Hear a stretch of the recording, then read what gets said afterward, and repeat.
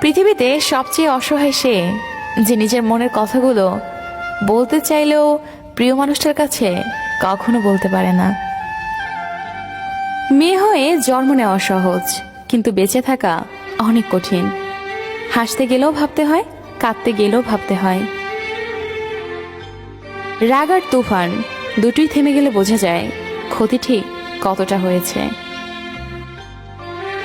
চুপ থাকার চেয়ে বড় শাস্তি বোধহয় এই দুনিয়াতে আর কিছু নেই। প্রয়োজন ফুরিয়ে গেলে মানুষের কথা বলার ধরনটাও পাল্টে যায়। তাই লজ্জার কিছু নেই, যারা ভালোবাসতে জানে তারা কাঁদতেও পারে।